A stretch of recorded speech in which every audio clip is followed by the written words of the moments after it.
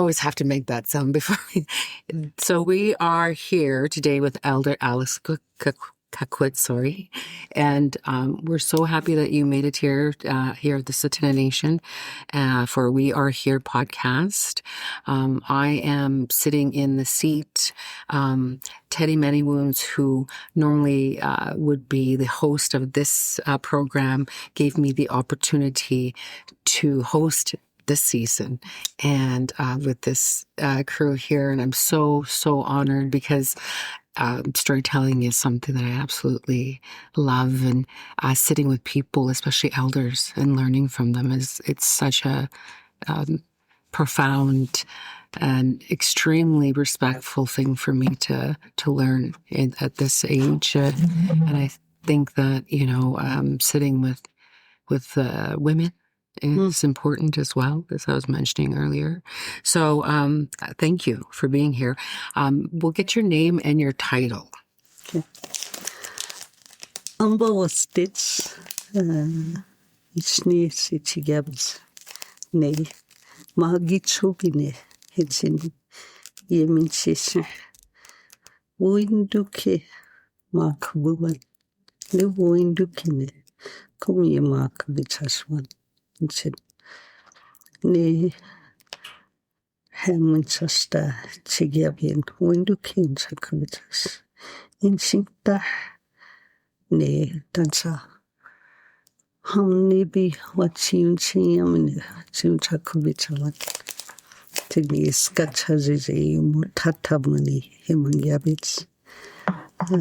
Good afternoon. First of all, I want to thank you for being invited to this interview. And I come from the Stoney Nakoda Nation there by the mountains there, and it is standard practice in our culture when we're given tobacco to make that offering. Tobacco is not usually,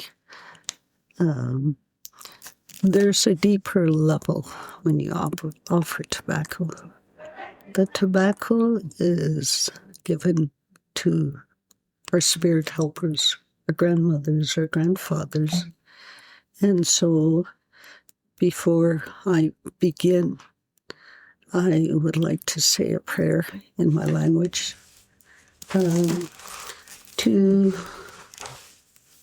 thank the grandmothers, the grandfathers, whose space we are on today, in this very moment, in this area, and also to thank our relatives from the Thni Nation to allowing us to have this interview in their space. So I'll say a prayer in my language.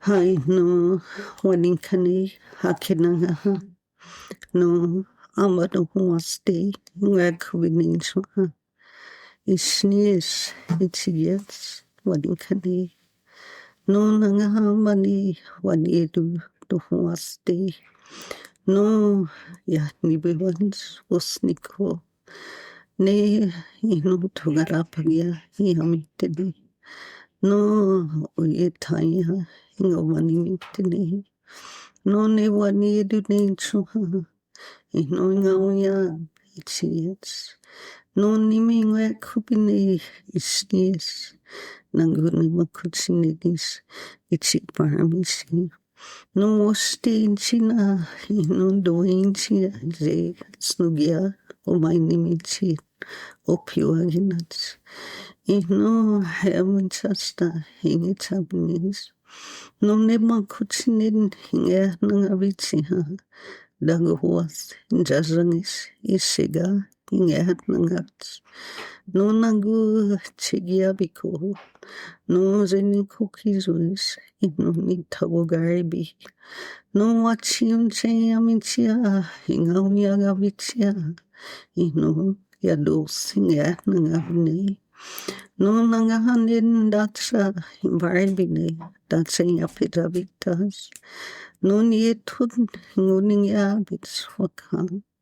No ngugiabina. No simana masigats itiaka. No inchichatasins nangunin tawagarbins in chachatasins. No inkusibin tungasibin. No umpagnosane. No nere uindukine. No nikubits. No ahugitsipavitsa. No lukenasiminiene nagyahumits. No ne uindukine. No pagnosane. No wahnakityaku ne uindukine. No babasats. Ushinam, Ushimanam, Uchimuskadabis, Unjachinabits, in Ugiabina, no Nidatsa, no Winichina Victini, Nai, Ukangarana, no Tugadapagia, no Duanar Dansas, no Chasta, Otidagini, no Da Chande, no doing cheese. Dain sinatsin itiets nangahamani no zina wahuchitans isnis. Thank you very much for that. It's always a blessing for prayers, and we're so honored that you gave us that blessing. So thank you so much for that. Very humbling.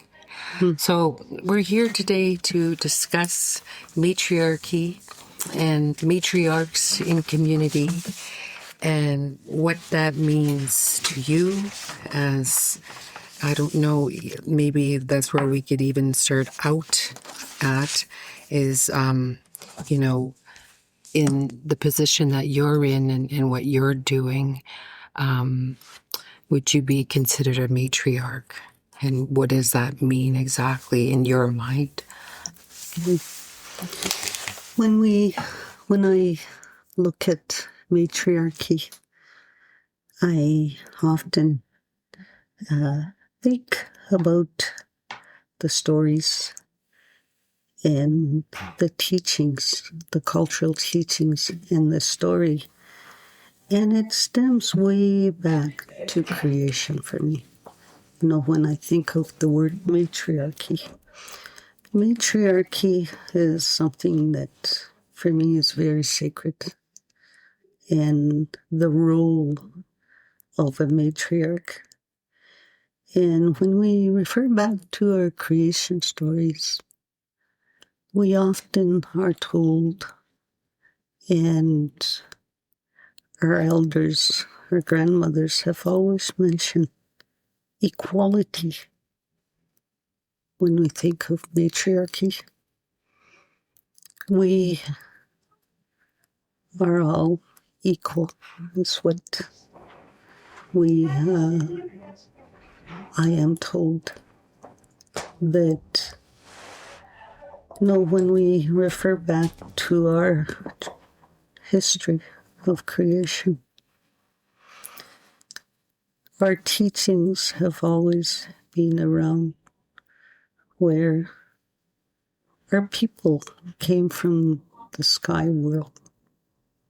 You had the female world and the male world that existed. Within these two realms, they were considered equal. We all had different personalities, different characters, different strength, intelligence, and all the gifts.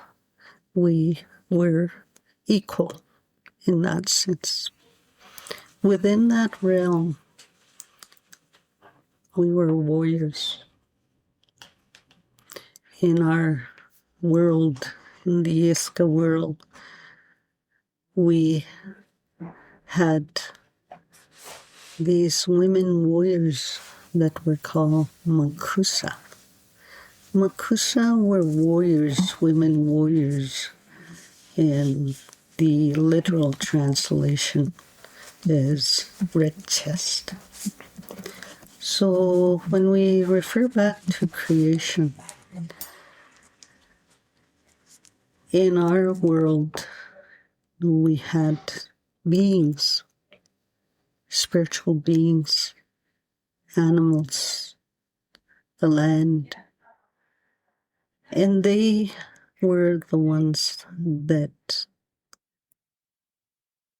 took on that responsibility and that work to prepare for the arrival of us.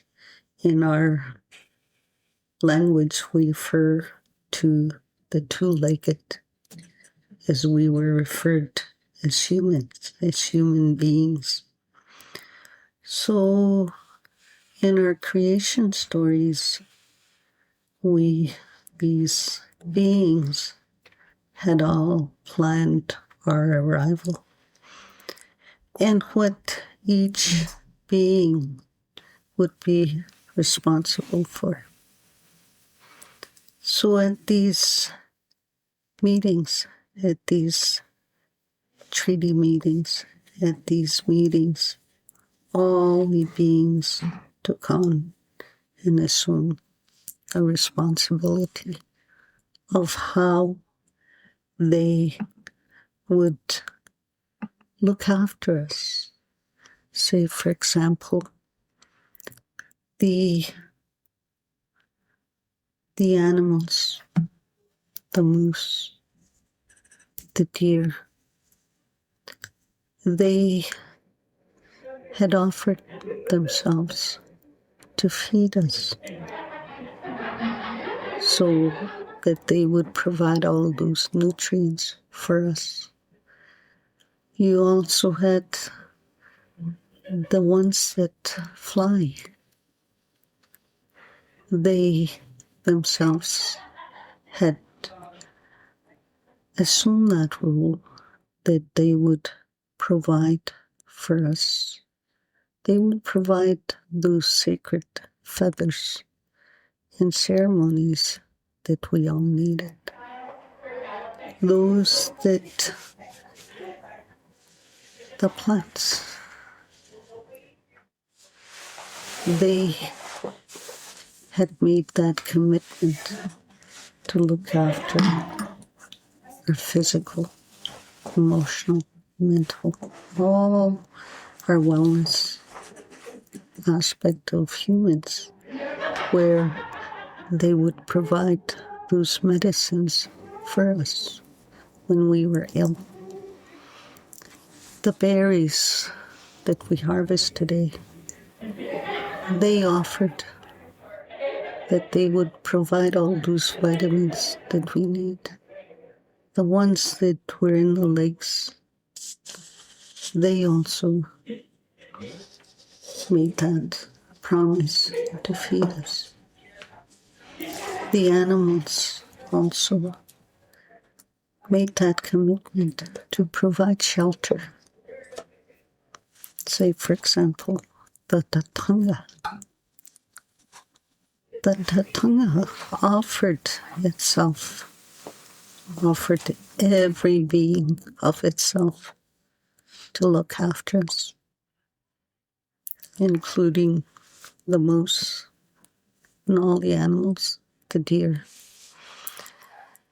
The tatanga provided that spiritual element that we needed. The spiritual element of providing ceremony. That spiritual element,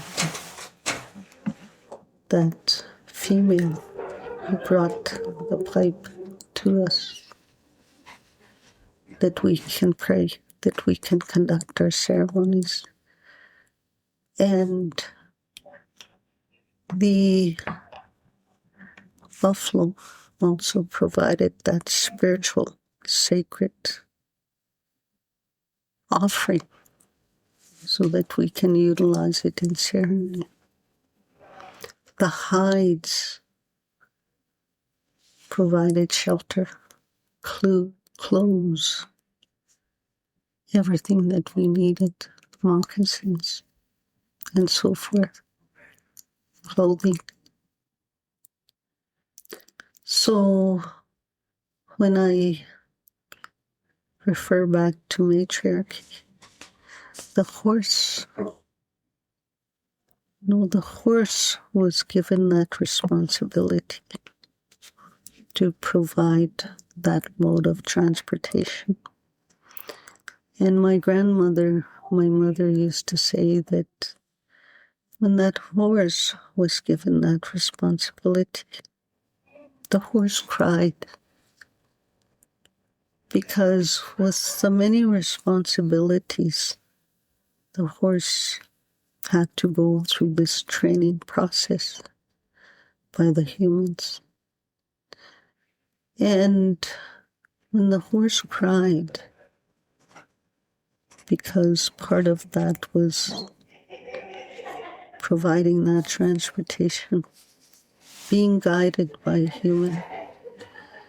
And so when that happened, when he was given that responsibility, the beings provided that support, and the Creator, Waka, said, when you provide that service, the humans, two-legged, when they're on your back, they'll be light as a feather, and you won't feel that heavy load. So, or when I look at matriarchy, I refer back to creation and how our world was based on equality. There was no hierarchy in our world when it came to male and female. Within that realm, no, in our culture, there's a place east of Longview, a place called there where our people knew it as the first place where the female world and the male world first met when they descended from the sky world and came there. There's a ridge there, Cooley, and the female world came down and landed here. The males came down. And one of the most important teachings that we're also taught is when the two-spirited were considered very powerful in our world because they existed in these two worlds, in these two domains, and they could navigate between those two worlds so smoothly. And so both worlds, both the female world, the male world, had two-spirited. Every female looked after one another in that world and in the male world as well. So there was no hierarchy in that world when it came to male dominance, female dominance. Both were equal. So I grew up in a home where women were held in high regard in my world. The stories that were shared to me of women warriors and how strong, resilient, how nurturing, how powerful they were, still resonates within me. And I carry those stories with me. I empower myself because I come from a long line of very powerful, strong matriarchs who were my heroes, who were my role models growing up. My role models didn't come from television or dolls that you see in the store, merchandise that you see, and how women are portrayed in non-Indigenous society of being a type of personality, a type of body they should have, and so forth. My heroes were these warriors that came from our creation stories and how powerful they were. No, we live in the Rockies by the foothills there. These Makusas were very skilled in warfare, in everything that they did. They were very powerful. They were skilled at mountain climbing. They were skilled at shape-shifting when they had to go into camps. And so those were my matriarchs that I grew up hearing about, and how these powerful women were the reason why we exist as a society, as people, at all levels, whether it's spiritual, whether it's here in this world. And these matriarchs had very, very major responsibilities as women. These women excelled in every area. As I had mentioned, spiritual, they had that really strong spiritual connection to everything around them. They knew the land. And as my grandmother would say to my brother, who shared these teachings with me, they would often remind us, because we grew up in a community called Rabbit Lake, which is north of Morley. And my brother used to say, that was the safest place on earth. It was for us as children, because the teachings that we were told was get to know the land so that the land can get to know you, so that the land will protect you and feed you and nurture you. So these are some of the teachings that we're taught about that sacred connection to the land.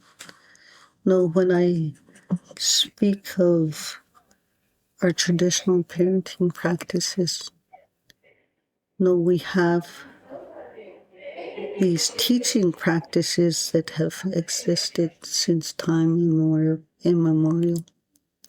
The role of women in our society, the many responsibilities that they have in terms of how sacred and valuable women were.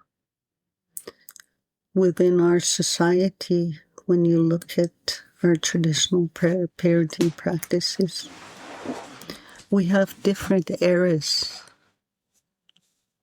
in our societies. You know, I can go back to the era of the cup, is what, you know, a certain era was referred to.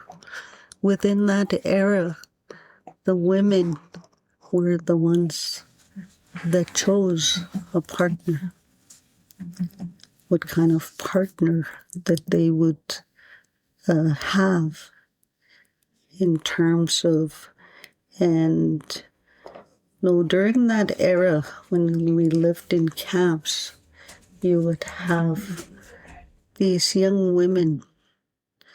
They were, one of the roles and responsibilities that they had was to go get water, fetch water from the spring. And no, at sunrise, they would go fetch water. And as they walked to the spring, young men would line up along that trail, along that path. And as the women fetched the water, they would come back like this. And you would have all these young men lined up. And when they lined up, that young woman would walk. And along the way, she might look for prospects. What kind of a man would that woman choose to have as a partner?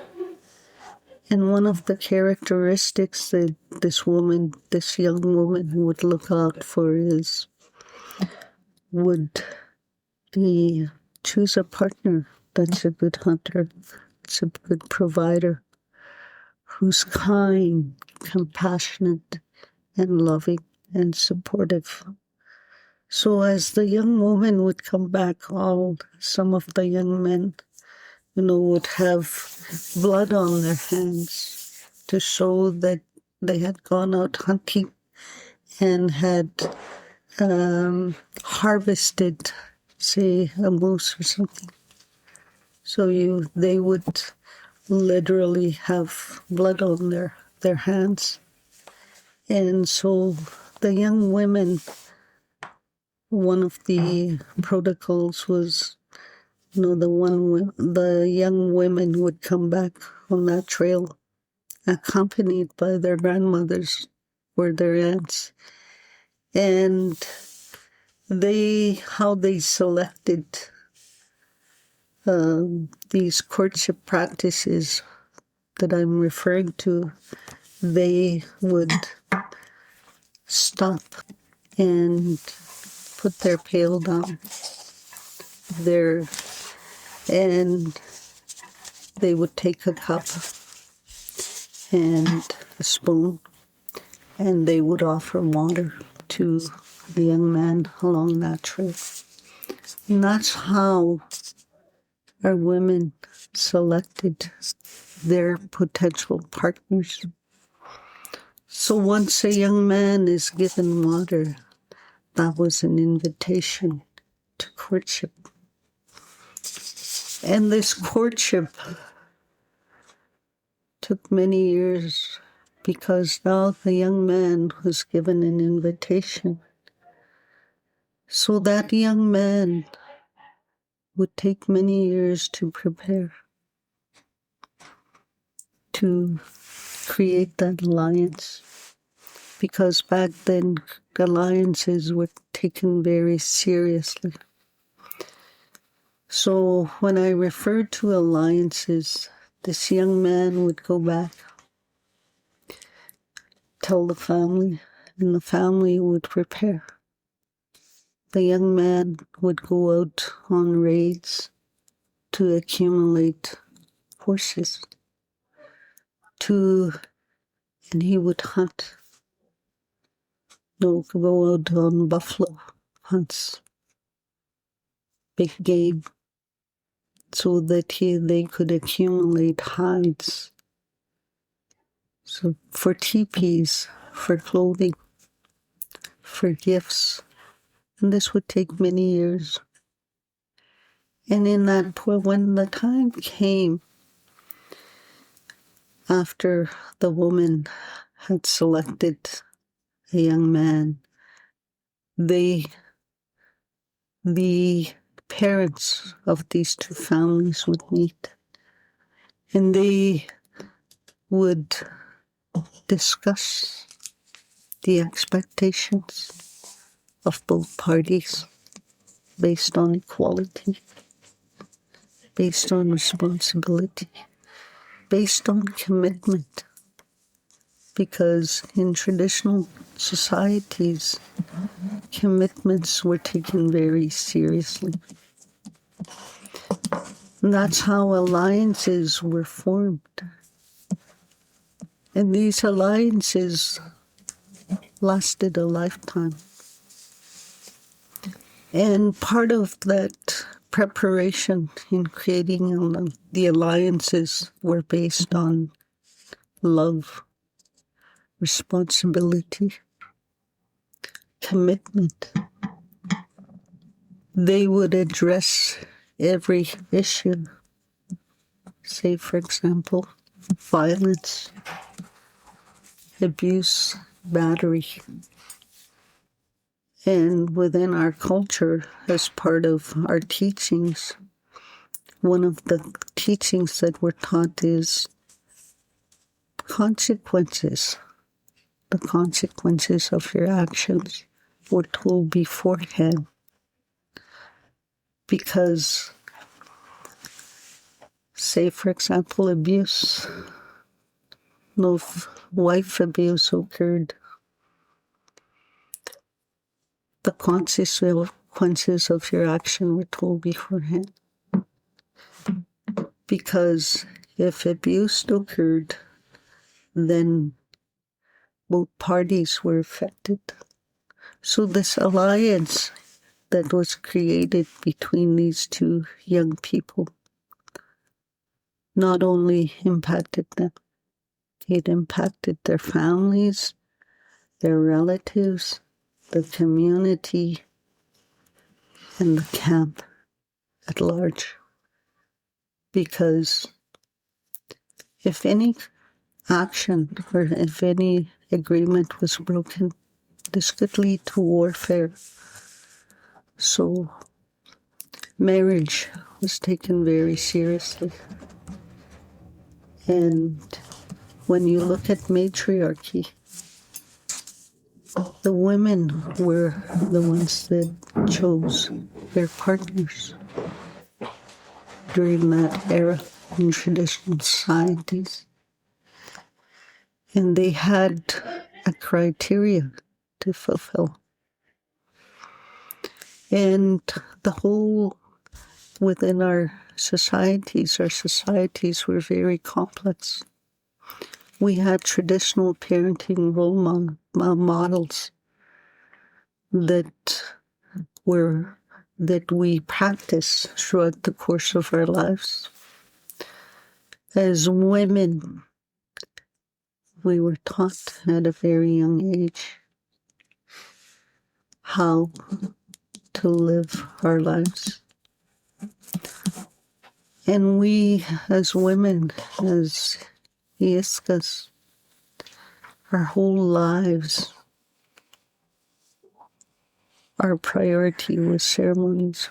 We're brought into this world through ceremonies, and we'll leave this world through ceremonies. Our young women were celebrated when they came into this world through ceremony. Our young women, our young children were given a name.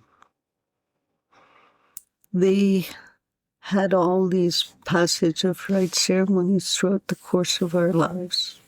Say, for example, your first feed, that was done through ceremony and acknowledge. Your first walk, greeting the father ceremonies, and so forth. So that was totally in place. Our women, as children, as they grew, they were also taught about the roles and responsibility at a very young age. So these transitions were acknowledged through ceremony. Say, for example, a young girl who's 6 or 7 years old, she or he would accompany the parents through ceremony. They knew the language. They knew who they were at a very young age. They had a positive sense of identity. They had that sense of belonging because the families provided that. When you go through, say, for example, within our culture, another ceremony that we had during the time a child is about 6 or 7, our societies encourage play. Play, play, play. Children were allowed to play. Girls were allowed to play. That's how they learned. And at that time, storytelling was also incorporated as one of the tools of passing on knowledge. Those values that are very important were taught at a very young age through our stories. Say, for example, Trickster, Tsichowski, in Thni. Through those stories, a child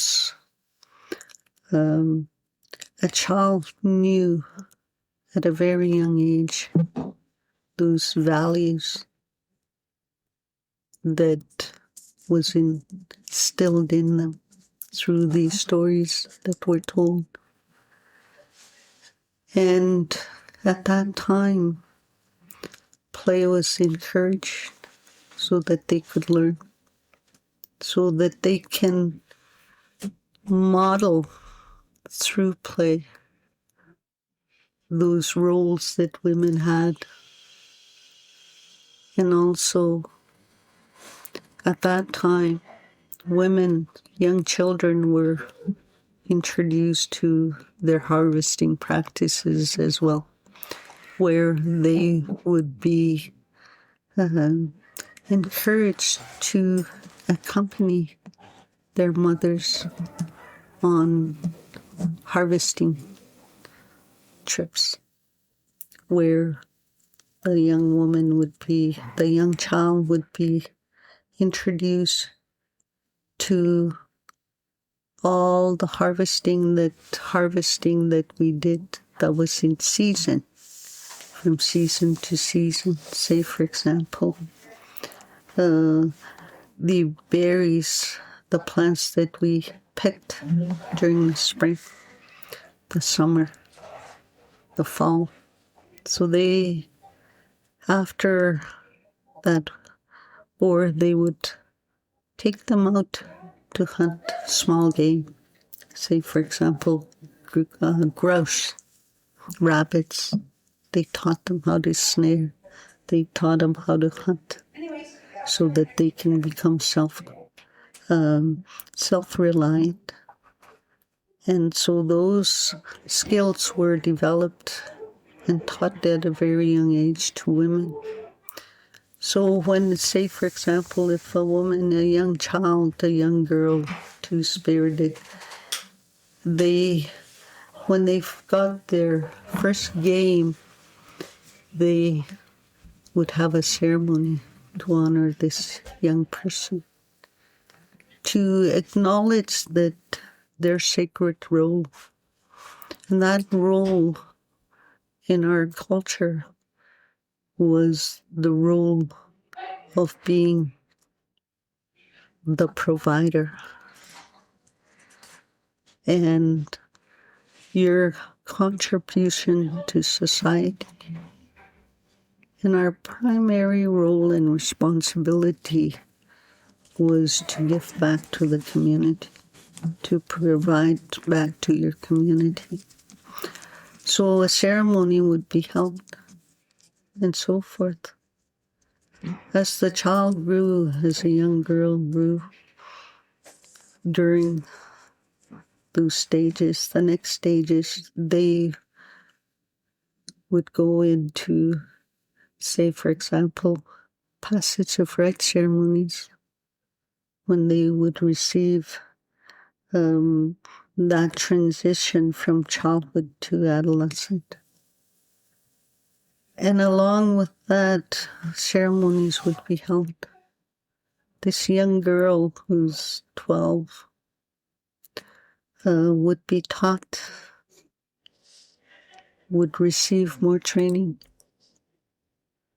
about the responsibilities that they have in terms of having that positive sense of identity, knowing your role as a young woman now, your responsibilities, and the whole concept of respecting yourself, your body, your health, your spiritual beliefs, and so forth.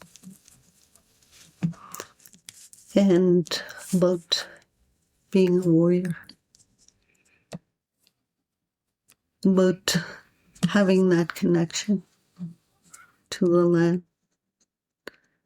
and building upon those spiritual practices and ceremonies they knew growing up, because they were always part. No child was ever excluded from ceremony. When also going into adulthood, being that responsible parent, because that child, that woman, grew up and transitioned through ceremony. She knew how to navigate life and to live a positive life.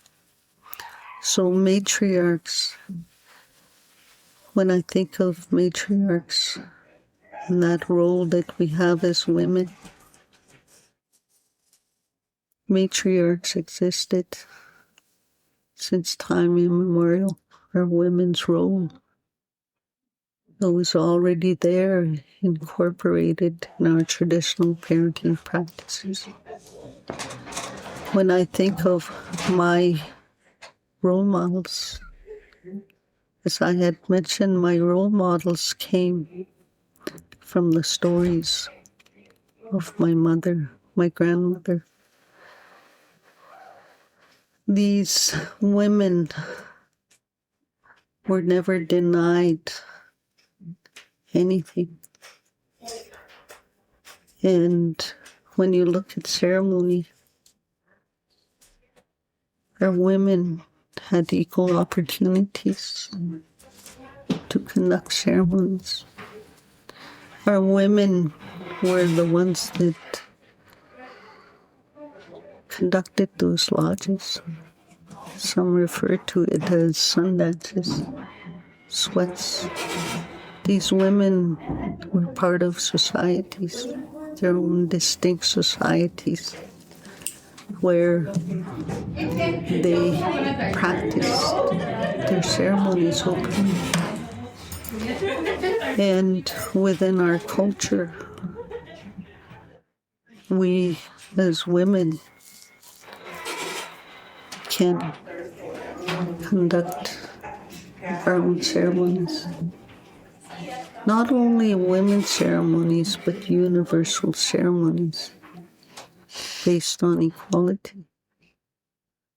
We were never set or isolated from ceremony. We, as women, were treated equally when we went into ceremonies.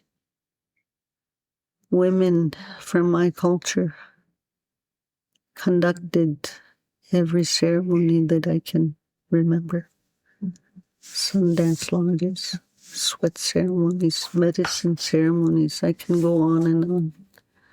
Iwibi, and so forth. They sat as equals with other men, with other pipe holders. So our women, my mother used to tell me that there's an area in Banff along the east of Lake Minnewaca, north of there. That was the last time that a woman had ever pierced, that did the Sundance. It was the last of our women who pierced. This woman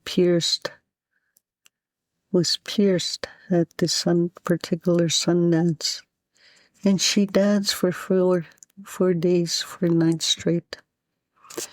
And on that 4th day, that sinew came off. So she was known within our society, within our community, as the woman with last pierce. So our women are very powerful. No, they were matriarchs.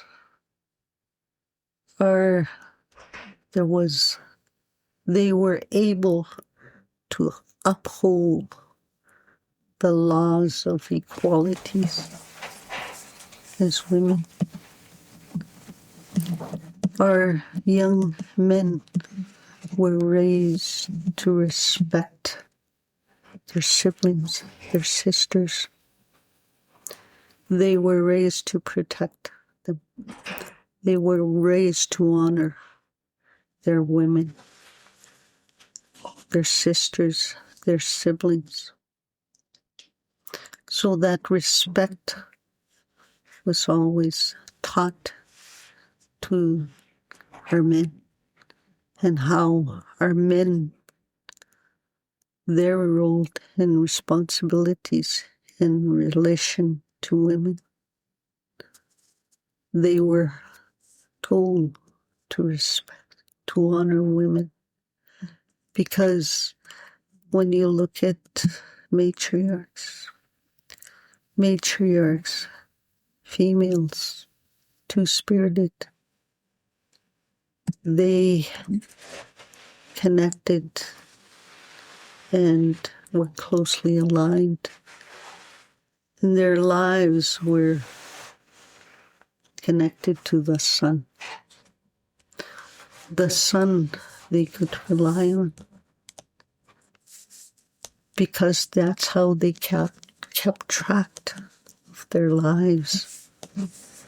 These women knew, based on the sun, the moon, when they could hunt, when they could refrain from eating certain parts of the animal. The moon dictated when they can refrain from ceremony based on their monthly cycle that women had. They knew when to isolate themselves. They knew what to respect and honor.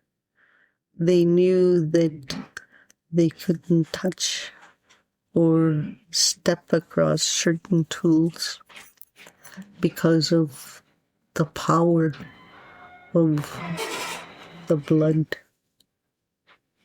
within them. So our women knew all that. And so they had that close connection to that moon, to the moon. Within our Alice Nakoda worldview, there is no hierarchy in that spiritual realm. It was after colonization that this hierarchy and the disrespect that women live by today. Our women had that sacred connection. They believed that everything had a spirit. So they were closely connected to the moon, and how they respected, they knew that the moon was their guide. The moon dictated how women should conduct their lives and when not to do things, when to do things. And they were very grounded because of that protection that they had from the moon, the sun. And in turn, they also respected their bodies, their spirit. So our women were very strong. Our women had a voice too. And their voices came from all the spiritual beings that they connected to. When you look at our ceremonies, say, for example, the tatanga who brought the pipe was a female. The tatanga that we prayed to, all these spiritual beings were female. So when I look at matriarchy, I can go back to our creation stories. And from there, our women role model the whole role of what a matriarchy is. And we need to remind our young people that they come from very strong, resilient women that are still here today. And how nurturing we are, how kind, how loving, how respectful. All those qualities exist within us women today, within our girls, young women. So, matriarchy, we all come from matriarchs. As matriarchs, we also raise leaders, women leaders, men leaders. We provide that. We are the teachers. We are the knowledge keepers.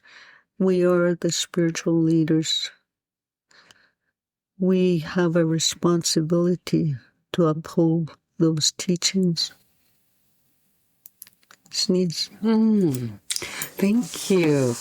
That you took us through the whole medicine wheel, like the whole. Thank you very much for the knowledge and wisdom of just what it is to be a matriarch and the understanding of how and the cycles of life and even in nature and the responsibility, of course, and understanding, the values and our traditional laws, our natural laws that you mentioned. All the things that I had in my mind wanted to cover, you brought us full circle straight through what we needed to learn. And I'm so honored, to be able to listen and intently listen and to imagine those times.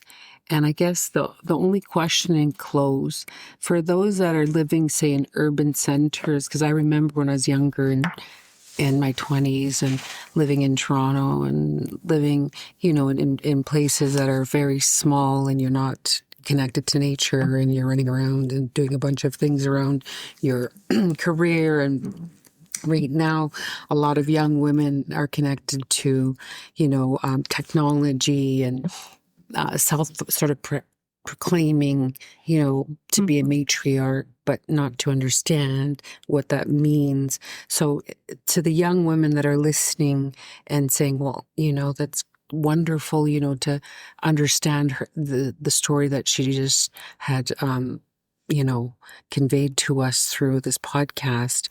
How could they, in their situation, living in the times that they live in urban places,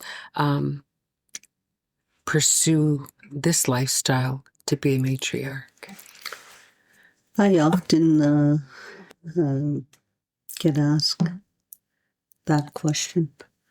And when you look at ourselves as women and how I often refer back to the teachings of my mother, my grandmother, all the aunties. No matter where you are, you're never alone. And that's something that I take seriously.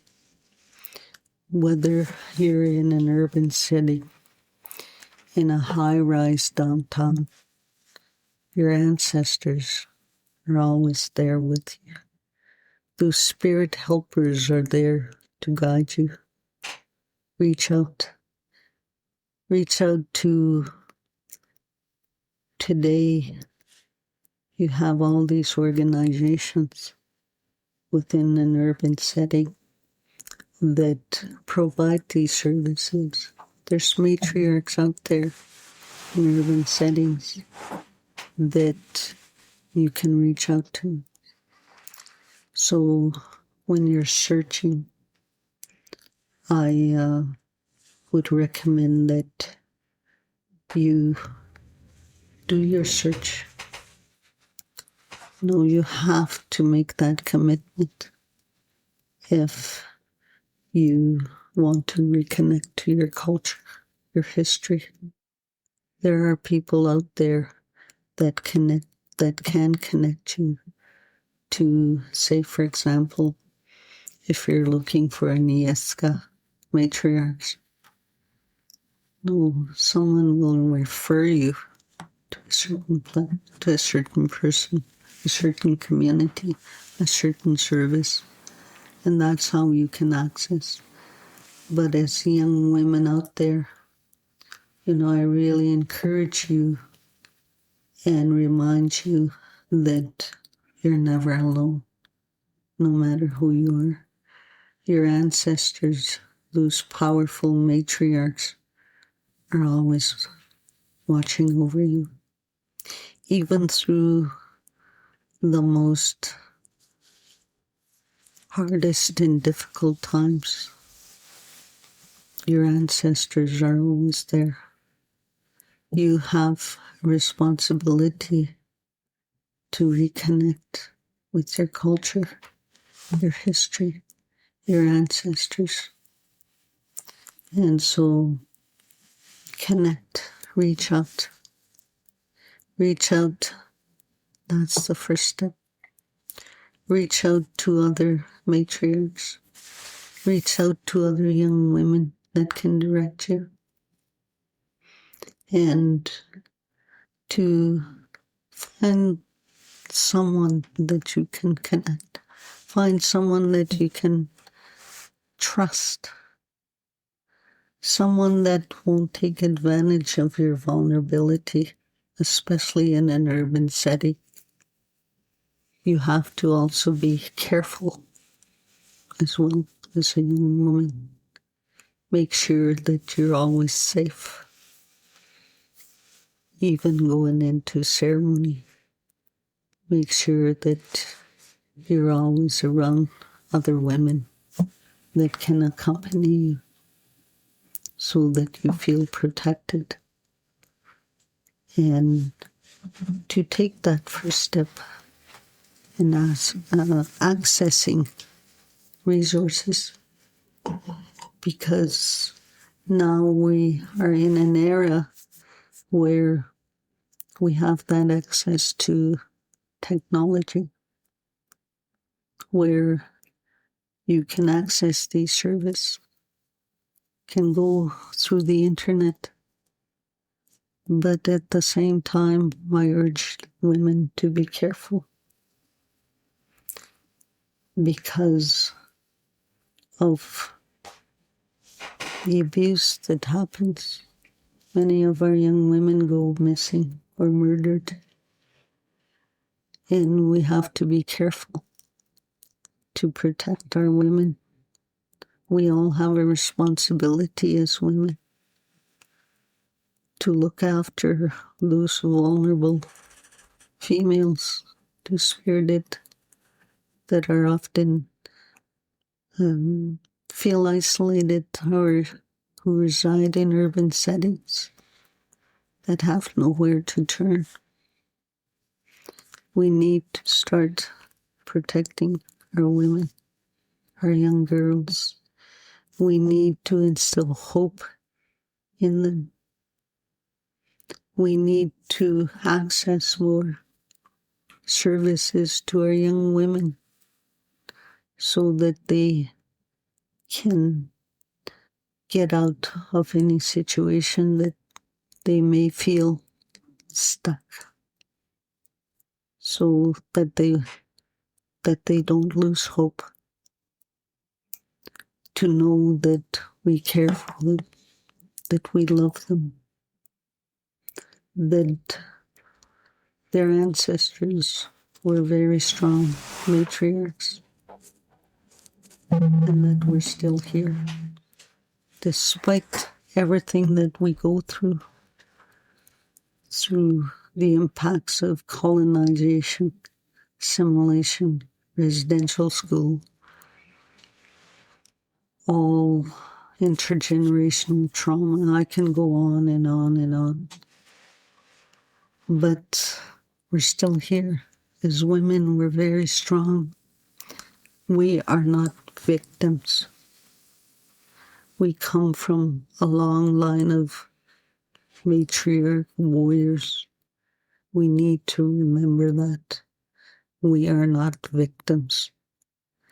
We can't allow ourselves to be victimized anymore. So I encourage young women, access those services when you're in town. Reach out, because together we can become healthy again. We can take that sacred role back as women, as young women, as matriarchs. We have a responsibility. We need to remind ourselves the power that resides within us. We need to take that power back. Sneeze. And thank you for that, Elder Alice Kaquitts, for sharing your abundance of knowledge around what it is to be a matriarch, and to transfer that knowledge to all our listeners here at We Are Here podcast. So we thank you, Nish, for your knowledge and your understanding of what it is to be a matriarch. And we're so grateful for having you on the show today. So thank you. Sneeze. Thank you.